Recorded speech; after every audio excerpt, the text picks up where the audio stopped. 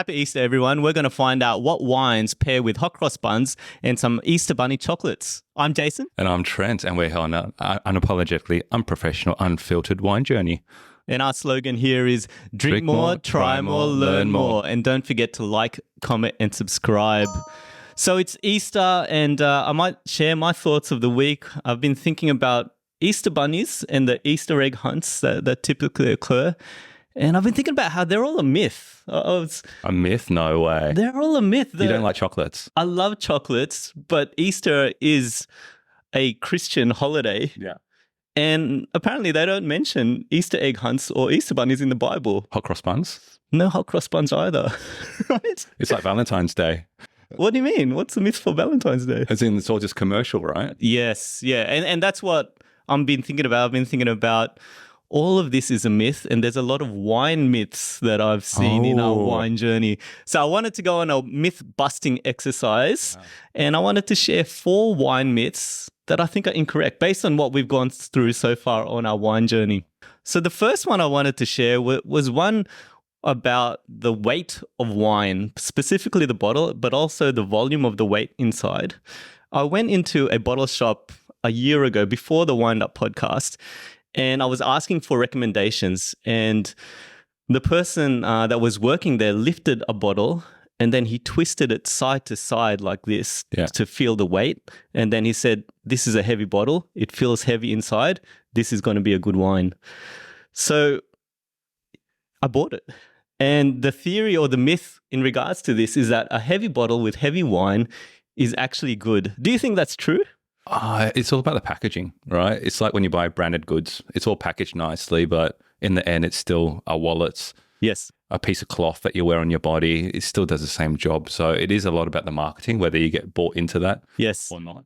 Yeah. And that was the case because that wine wasn't that great. Yeah. I paid a fair bit for it. But it looked nice though, right? You carried it around. When he was kind of swiveling it side to side, I thought there's some art to this. This guy knows what he's doing. Not the case. Don't be fooled by that. That's one myth. The bottle and the weight of the wine and the bottle itself, it doesn't really matter. It's marketing. Got it. The other myth that I've been thinking about during our wine journey is around rosé. Yeah. Coming into this podcast and this wine journey, I actually didn't have much rosé because there's a perception that rosé, it's pink, it's very sweet, it's actually a feminine drink. Yeah. And so it's not good for us guys because it's not a masculine enough drink. And that's completely wrong. Rosé to me is one of the things that are so misunderstood. And it's so complicated and nuanced in terms of flavor and scent. It's actually really great to try. Did you have a similar perception? I had a similar perception. I think it also comes back to what you marketed around. I think rosé just sounds girly because it's rose. And I said to you before, maybe we should call it brosé, right? Then you did say that, yes. then people start, okay, it's a bit more everything, right? Yeah. For the men and women. So maybe rosé is a bit more lighter, floral, sweet, whereas a brosé is a bit more bigger, rounded, a bit more edgy. Yeah, I remember the home oak wine, home oak rosé, the Piscini rosé. Yeah.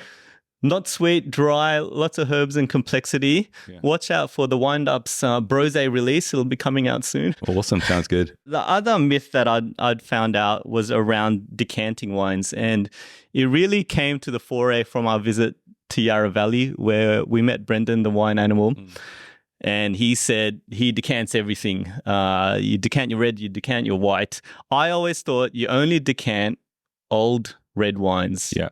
And I didn't know that until we had that discussion. Do you decant everything? I don't decant everything. I tend to decant, I don't know, I always kind of thought I had to decant good wines because decanter is a bit more fancy. But having said that, I think, I've been kind of trying to decant a bit more, try and notice differences of it as well. Decanting the wines, decanting Coke, Sprite, all makes a difference. I've never seen someone decant some Coke before, but I'm guessing the oxygen kind of helps in some way. Yeah, it does, yeah. Decanting, it serves 2 purposes, right? Clears the sediment. So for the old wines, you don't want to be tasting that sediment. It gives a bad texture and bitterness. But also it allows it to aerate and kind of open up the wine itself. So it makes sense. Yeah. any wine, like maybe the newer wines probably don't have too much sediment in there, but to open it up and let the true flavors and scent shine through, it makes sense to decant. Sounds like a song again, like let your true flavors shine through. I'm trying to find out what song that is. We'll play it a bit later. It could be, but so that's a myth. I think it's not. Don't just decant your old red wines. Decant your whites as well. Yeah. It doesn't need to be old. Let it breathe. Myth busted. Myth busted. Next That's one. right. We need a stamp on that. The final one was around chilling wine, and it was actually my experience coming to your house when you bought the wine fridge. Yeah. I'd never thought that you should be chilling red wine. But that's a myth. There's a couple of reasons for that. The temperature for a typical household can vary depending upon the summer heat. Yeah. In my house, it's really bad in terms of the heat. So it's actually quite hot. And when I'm serving a red wine, it doesn't. It's not a good experience. Popped over to your house on the same day, and you pulled out a wine from the wine fridge, and it was at the right temperature, and the flavor and the taste and the experience itself was good. So chill your red wines. There's a temperature required for each. If we think about full-bodied reds, you're meant to be serving it around 17 to 19 degrees. Lighter reds, 14 to 16, and then the really young ones, young and fruity ones, 12 to 14 degrees. So another myth busted. Chill your red wines. Yeah. So all of that is what I've been thinking about because of Easter. Yeah, I think just with the temperature of wines as well, it's another also interesting topic. But I think it's also up to how you like it as well.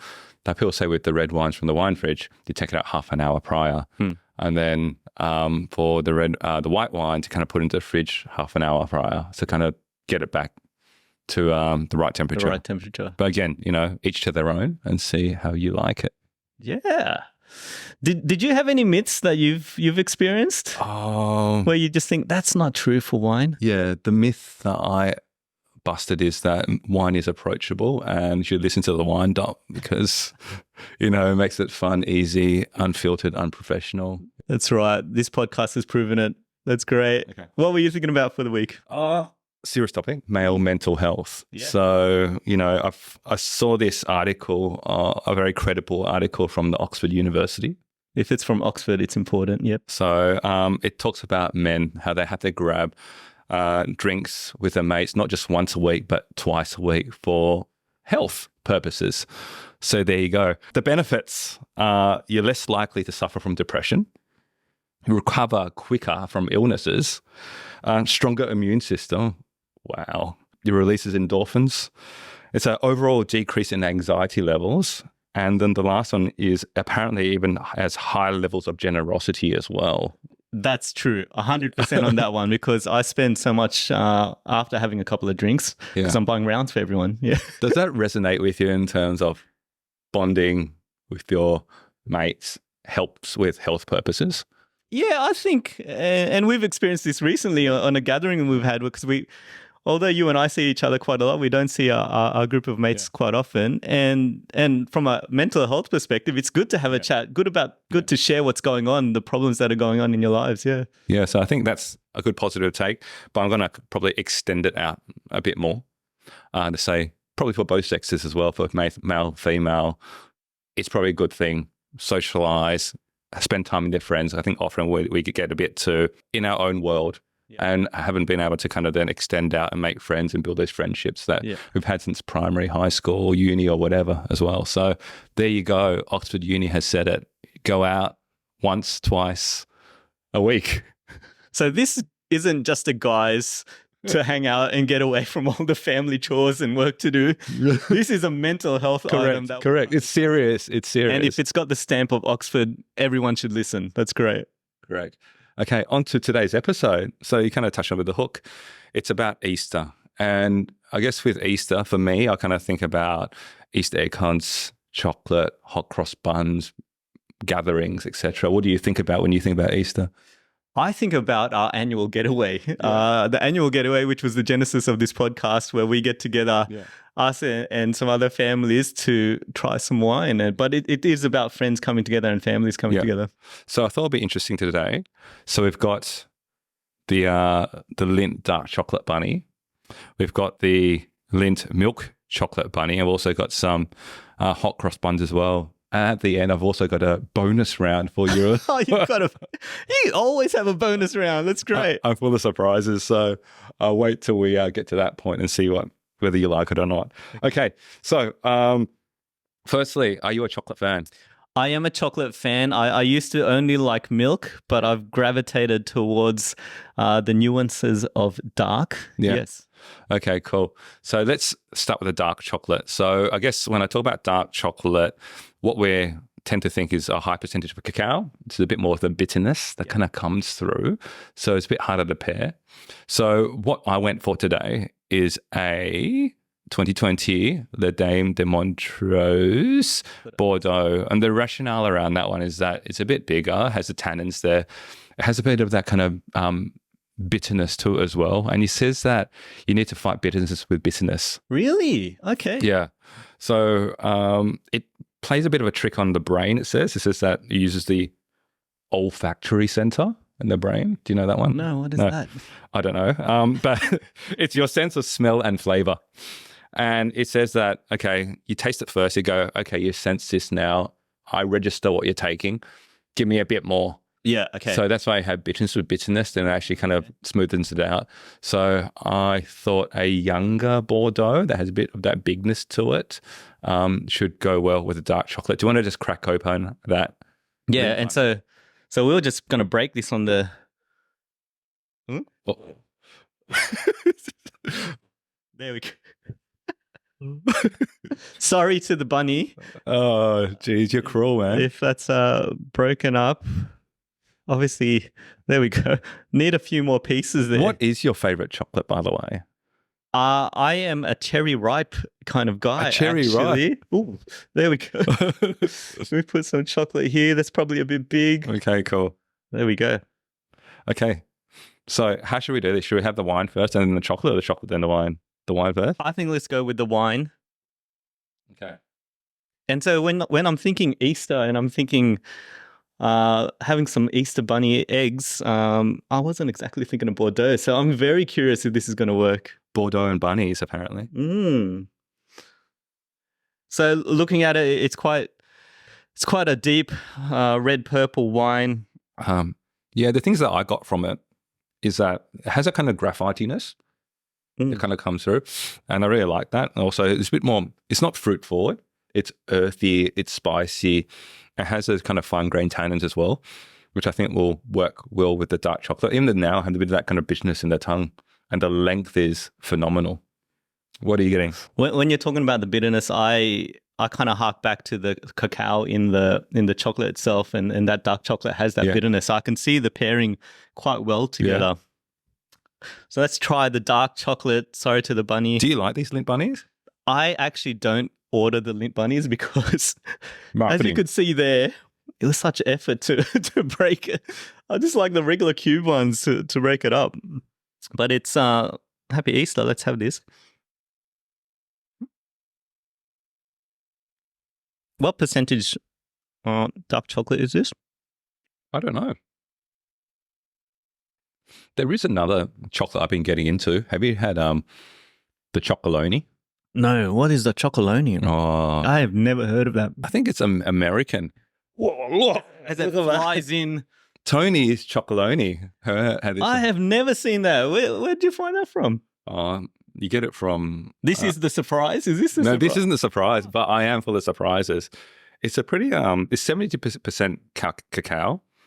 Has even a bit more bitterness to it as well. But I don't know. How's that? Have you had the wine with the chocolate? I haven't. So you I haven't. Let me have time. Yep. It feels like a kind of Willy Wonka chocolate bar with the... if you have a look, it has the gold wrapping as well.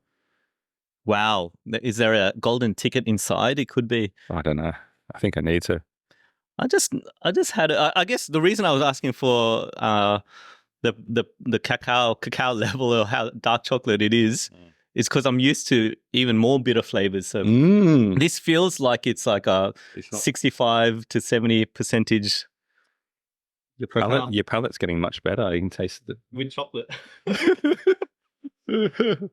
So does it work with the wine? See, this is pretty phenomenal, right? Wow. Show it on the screen there.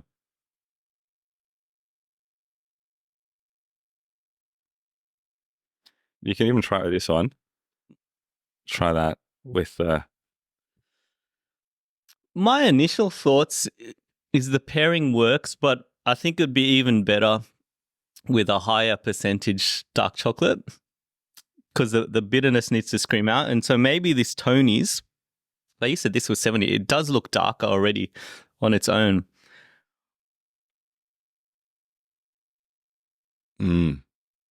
Which is a bit darker. And then try the Tony's chocolate with the wine. It is a bit more bitter. The chocolate on this one's a bit better than the Lint one. And taste that. Had that bit more of the bitterness to it. Now with the Bordeaux, how was it? I think it needs to still go up another level. I think you can get like 80, 85%, 90% cacao. Well, I might have another chocolate here. I can see where it's going. Yeah. My personal opinion is if it was a bit more bitter, it'd pair even better. But the pairing of the chocolate and the fruits still work. What's your view on the pairing? I think it kind of works. I don't know. Maybe if it had like even bigger red with a bit more, even like a kind of bigger tannins on it, it might have worked better with the dark choc. Yep. So I don't know, 7 out of 10, I think. Yeah, I'm between a 7 and a 6. I do want to try the others to see. Let's The try milk? a milk. Okay, the one. Good luck in cracking that. You'll have a better. Yep. Is that you there? That sounds. The listeners are going to love that sound. Podcast. A big bang. There you go. Okay, yeah, have a head. All right. So this is a milk chocolate. You can obviously tell the difference between the two. One lighter, one darker. The darker one's the one here on the right. Okay. Yeah. So when I was looking at milk chocolates, it said that milk chocolate pairs nicely with lighter, fruitier, low alcohol reds, or try a fortified wine. So that's why in our recent trip, we went to Rockford and we bought 2 ports. One was a VP and one was a Tawny Port. So I thought this would go well with the milk chocolate with the sweet. Yeah. And also would go well with the hot cross buns as well, with that kind of raisiny to it as well. So see how it goes. Because one thing it says that, you got to have something that's sweeter than what you're having or else it'll taste bitter. Right. So the wine must be sweeter than... And port's traditionally quite strong and sweet. Yeah. So that should overpower the milk chocolate. Yeah. All right. Let's try this. Oh. So the color itself is always quite intoxicating. I think the smell's also quite intoxicating as and well. The smell, I mean... It's something that I know I love. It's like I love that the sticky date pudding with the butterscotch sauce. Yeah. And this reminds me of that. Yeah, it's a well toasted kind of caramel. Yeah. And that butter, you can't... The raisins, has that kind of butteriness to it, the kind of Christmas pudding, the sticky date, and that's your favorite dessert as well, right? And it's very dangerous because of that. So we'll try it first before having the milk chocolate. And I remember I could have FOMO, fear of missing out, because I didn't buy this one, but you did. And this will tell me if I made the wrong choice. Ooh. The length on that is really good. And the finish, it has a good balance of the fruit and the acid as well. It's not just too much one way. It still has a bit of life, has that life to that tawny. Yeah. But the layers of that kind of It's butterscotch, toastiness, it's addictive. It's addictive. And, it's addictive. And the thing that really stands out for me is also you'd think like you could really feel or you could really taste the alcohol, but you can't in this. That's what really stands out. Okay, let's try this with the milk. Let's try it with the milk chocolate. So second Easter bunny down the hatch. And so we're going to pair this with both the milk chocolate and the hot cross bun. Okay. Hot cross bun. So milk chocolate, bit more fat to it, bit sweeter.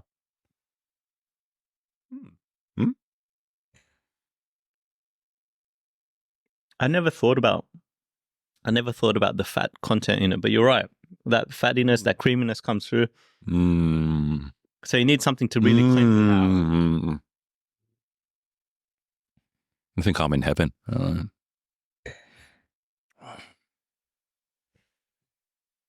as I breathe it in and just enjoy that port. You had some strong reactions there.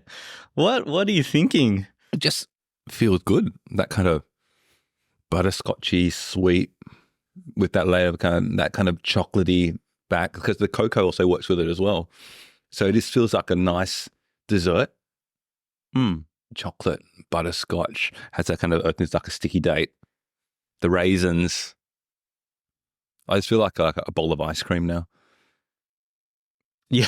Yeah, I just visualize the ice cream in my mind.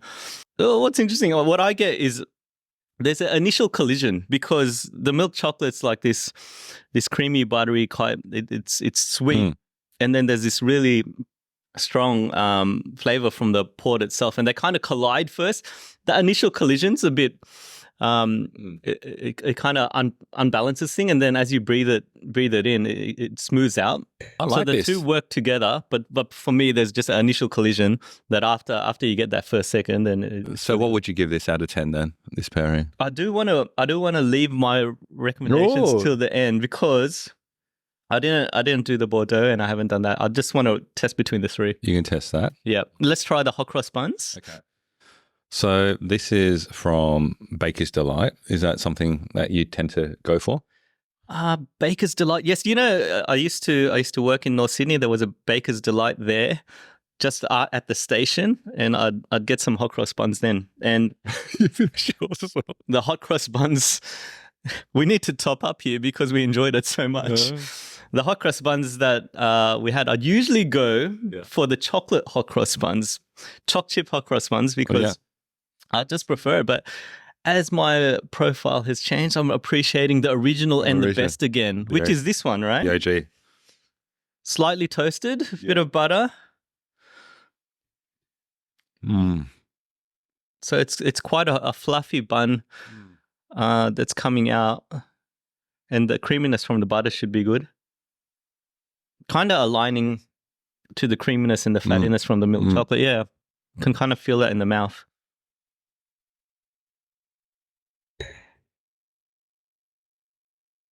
That works as well. I actually prefer it. I don't know. Shake it away. I don't know. I actually liked it with the milk chocolate compared to the hot cross bun. The hint of the raisin, and usually it's a bit spiced, right? The hot cross bun has some additional spice to it. Okay. How was it? You want me to try?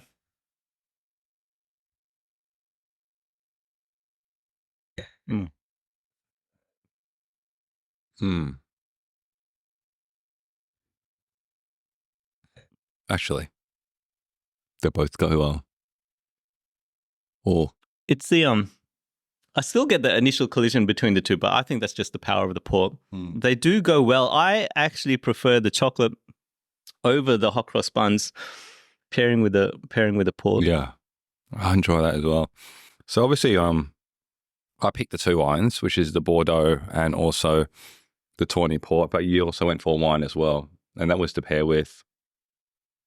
As I chomped down on my hot cross bun, and that was to pair with a wine I've never heard of, and I thought, okay, I want to give this a try. It's a wine from Hungary.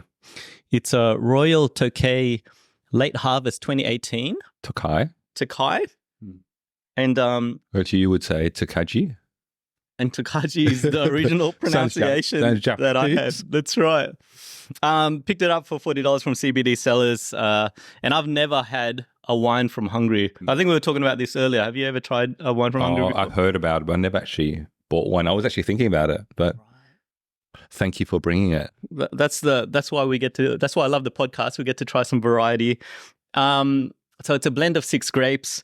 A couple of them, the main one is called Ferment, which is an interesting name on its own. Ferment. And is then it's got fermented as well? It is. But the style of this is known as Azu, and it's blended with some moisturized berries as well, which gives it that sweetness. Yeah. It must be aged for 18 months, and the alcohol level has to be around 9%. But the theory with this is that it's got a sweetness, but it's not overpowering. It's also got like some apricot and stone fruit flavors, which should complement the hot cross bun. Hot cross bun, and also the milk chocolate. What were you what were you thinking of when you actually got it? Both. I was thinking of both because kind of fruit and chocolate work together. And so that's the theory behind it. But the wine itself is quite interesting because when I think about a sweet wine, and I'm usually thinking about the port itself, like it's actually a bright yellow straw color that we can see here. And it's quite viscous. So the color itself, it's very different to the port. Quite viscous. It's got kind of yellow greeniness through it. And the scent itself, I smelled this before and I couldn't, it was very hard for me to extract any of the fruit flavors. You were saying there was not much fruit in the scent at all. I felt less fruity, a bit more kind of, I don't know, I said kind of grassy, has a bit of that hint of honey and the sweetness there as well. Yeah.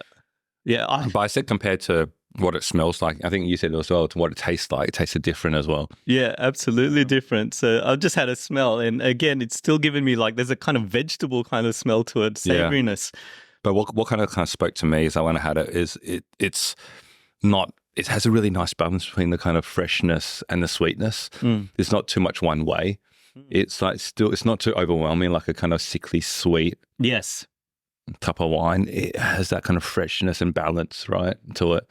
Yeah. Usually, sometimes you can get a dessert wine and it's just overly honey or syrup. Yeah. This is not that.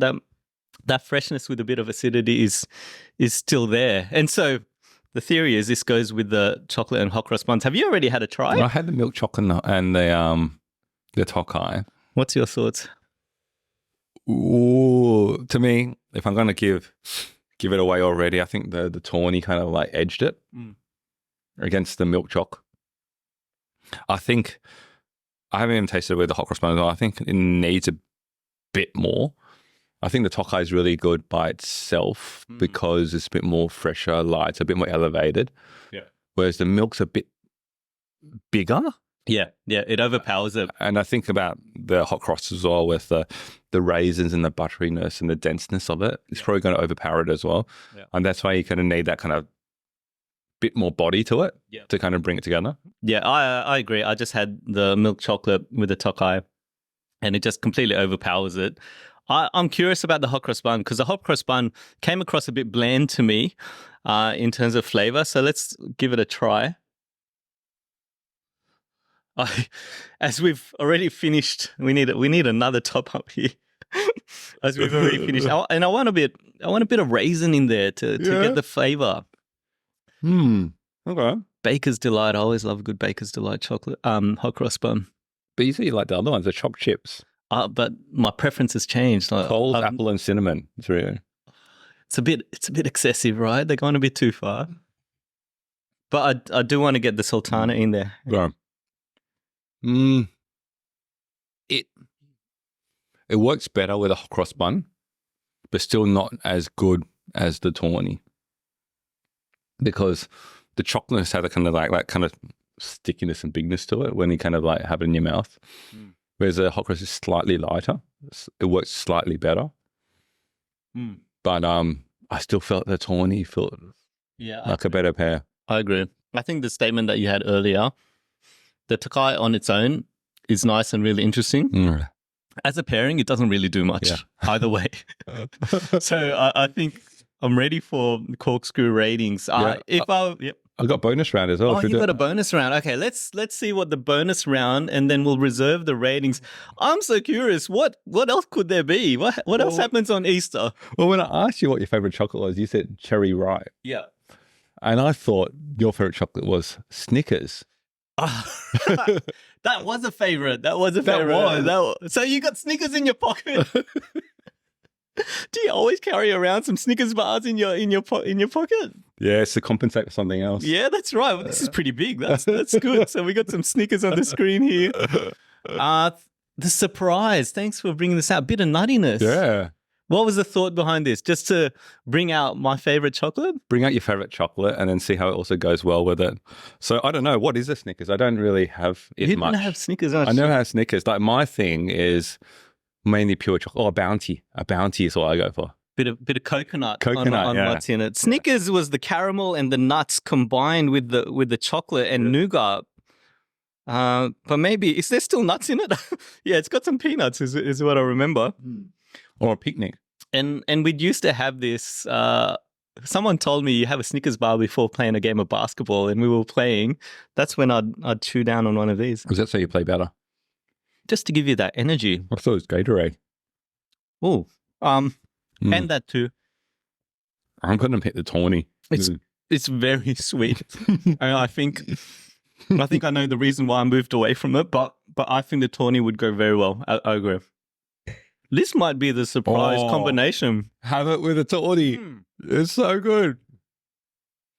It's so good.